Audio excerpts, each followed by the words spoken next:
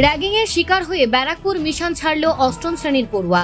এক ছাত্রকে শারীরিক ও মানসিক নির্যাতন করার অভিযোগ উঠল সহপাঠীদের বিরুদ্ধে। ব্যারাকপুর রামকৃষ্ণ বিবেকানন্দ মিশনের ছাত্রাবাসের ঘটনা। র্যাগিংয়ের শিকার হয়ে অবশেষে মিশনের স্কুল ছাড়তে বাধ্য হল অষ্টম শ্রেণীর ওই পড়ুয়া। জানা গিয়েছে, চলতি বছরে ব্যারাকপুর রামকৃষ্ণ বিবেকানন্দ মিশন অধীনস্থ স্কুলের অষ্টম শ্রেণীতে ভর্তি হয়েছিল কলকাতা মানিকতলা রাজা দীনেন্দ্র স্ট্রিটের বাসিন্দা দীপায়ন পাল। অভিযোগ, ছাত্রাবাসের প্রতিদিন দীপায়নের ওপর শারীরিক এবং মানসিক নির্যাতন করত তার সহপাঠীরা। ছাত্রাবাসের ইনচার্জকে জানিয়েও কোনো ফল মেলেনি বলে অভিযোগ। দীপায়নের বাবা মায়ের অভিযোগ, মঙ্গলবার রাতে ছেলের ওপর অকথ্য অত্যাচার চালায় সহপাঠীরা। মেয়ে ছেলের মুখে ওরা কাপড় চাপা দিয়ে দেয়। খবর পেয়ে বুধবার ব্যারাকপুর মিশনে আসেন দীপায়নের বাবা দেবরাজ পাল ও মা পিঙ্কি পাল। ছেলেকে তারা ব্যারাকপুর বিএন বসু মহকুমা হাসপাতালে চিকিৎসা করান।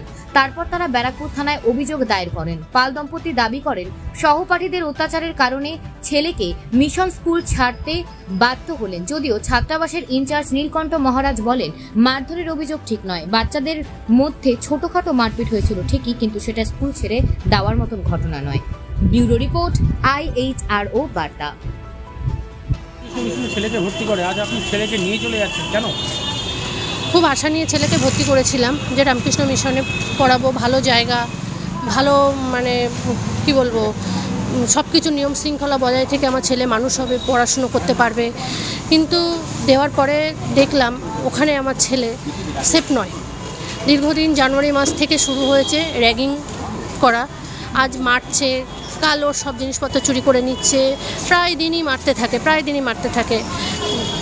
মারতে আমার ছেলেটা মাঝে অসুস্থ হয়ে পড়েছিল একদম। তারপরে বাড়িতে নিয়ে গিয়েছিলাম। বাড়িতে নিয়ে যাওয়ার পরে ওকে চিকিৎসা করলাম, ডক্টর দেখালাম, কিন্তু ডক্টর ওখানে প্রেসক্রিপশনে লিখেও দিয়েছিল যে মানসিকভাবে অত্যাচার হচ্ছে, মানসিকভাবে ওকে ভীষণ পরিমাণে অত্যাচার করছে। তারপরেও এখানে এসে যখন আমি হস্টেল সুপার নীলকণ্ঠ স্যারকে যখন জানালাম, নীলকণ্ঠ স্যার বলল, এটা এখানে এরকম হয়, কিছু করার নেই, যদি পারেন তাহলে ছেলেকে নিয়ে চলে যান, এর থেকে আমরা বেশি কিছু করতে পারবো না। তারপরে ওর বাবা কালকে মেল পাঠিয়েছিল। মেলেতেও সেই একই রকম জবাব, যে হস্টেলের যে মহারাজ, সেই মহারাজ একই রকম জবাব দিয়েছেন যে এরকম হবে, যদি আপনার মনে হয় আপনি ছেলেকে নিয়ে চলে যান। আমার সত্যি জানা ছিল যে রামকৃষ্ণ মিশনে এরকম একটা পরিস্থিতি, যে এখানকার ছেলেরা, এখানে কোনো গাইডনেস নেই। মেন কথা, হস্টেল সুপারে কোনো গাইডনেস নেই এখানে, যার ফলে আমার ছেলে এরকম মানে পরিস্থিতির শিকার হয়েছে। যে আমার নাম পিঙ্কি পাল। আমি মানে খুব কষ্ট করে ছেলেকে এখানে ভর্তি করেছিলাম, কিন্তু তার কোনো আমি পেলাম না। বাধ্য হয়ে ছেলেকে এরপরে যদি ছেলে আমার কিছু করে বসে, কিংবা ছেলেকে ওরা মেরেই ফেলে। কাল যেরকম রাত্রিরে আমার ছেলেকে মুখের মধ্যে ধুতি পেঁচিয়ে ছেলেকে মারধর করেছে, ছেলে অজ্ঞান হয়ে গেছিলো, সেখানে সেন্সলেস হয়ে গেছিলো। তারপরে ওকে জল টল দিয়ে ওকে ঠিক করা হয়েছে। রাত তখন 10টা, 9:30 থেকে 10টার মধ্যে আমার কাছে ফোন যাওয়াতে তখন বলে যে আপনি এসে দেখা করবেন, পারলে ছেলেকে বাড়ি নিয়ে চলে যান। তারপরে আমি সকালবেলা আজকে আসলাম। আসার পরে দেখি এই অবস্থা। ছেলের মুখের মধ্যে মেরেছে, কিল ঘুষি, বুকে মেরেছে, পেটে মেরেছে, লাথি মেরেছে।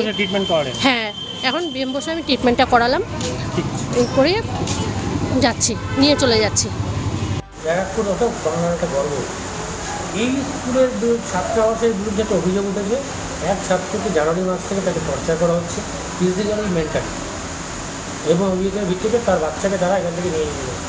আপনি হোস্টেলের কাছে ইনচার্জ, আপনার মতামত? আমার মতামত দেখুন, দীপায়ন পাল ক্লাস 8, সে আমাদের রামকৃষ্ণ বিবেকানন্দ মিশনের ছাত্রাবাসে থাকে। ওর সঙ্গে ও যেমন নতুন অ্যাডমিশন, এই বছর নতুন অ্যাডমিশন হয়েছিল, অন্যরাও ওদের সাথে, নতুন ছেলেদের সাথে ওকে রাখা হয়েছিল। প্রথম থেকে ও সেখানে আসে। তাদের সাথে প্রথমত সে অ্যাডজাস্ট করতে পারেনি।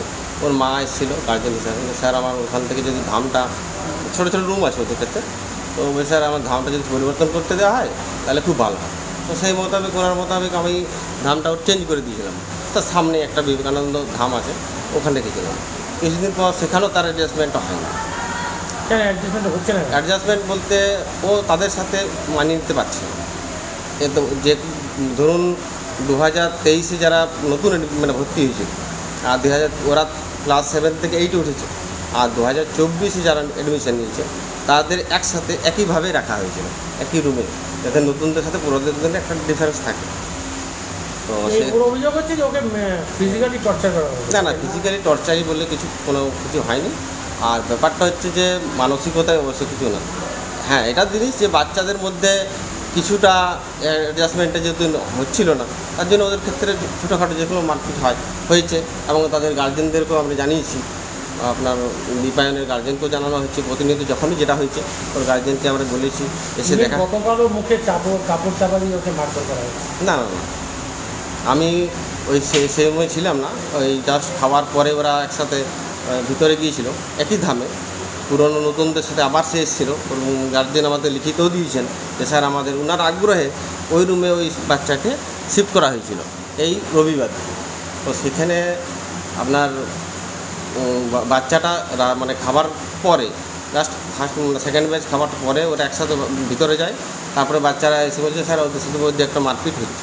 আমি নিজে গিয়েছি ওখানে দেখলাম দীপায়ন বসে আছে। বাকি বাচ্চাগুলো বিভিন্ন ধরনের অভিযোগ ওর নামে করছে। আমি দীপায়নকে বাইরে বার করলাম, ভিতরের অংশটা শান্ত করলাম, ওর গার্জেনকে ফোন করলাম যে দেখুন এরকম একটা ওরা বলেছে যে হয়েছে, আপনি কালকে আসুন, আপনার সাথে একটু কথাবার্তা বলতে হবে, যেহেতু বাচ্চার একটা ব্যাপার আছে। তো তারপর দেখছি আজকে উনি এসছেন, আসার পর বাচ্চাকে বলেছেন, প্রেয়ার করেছেন এবং বাড়ি নিয়ে গেছেন। থানায় অভিযোগ দায়ের করা হচ্ছে। থানার অভিযোগ দায় করছে এটা তো আমরা বলতে পারবো না। আপনি বলছেন এখানে সেরকম মারামারি নিজেরা বাচ্চাদের মধ্যে একটু আধটু ওটা ধরুন হয়েছে। আপনার নাম? নীলকণ্ঠ স্যার, আমি এখানে নীলকণ্ঠ স্যার, আমি রামকৃষ্ণ বিবেকানন্দ মিশনে আপনার সুপারিনটেন্ডেন্ট। ঠিক আছে, ধন্যবাদ।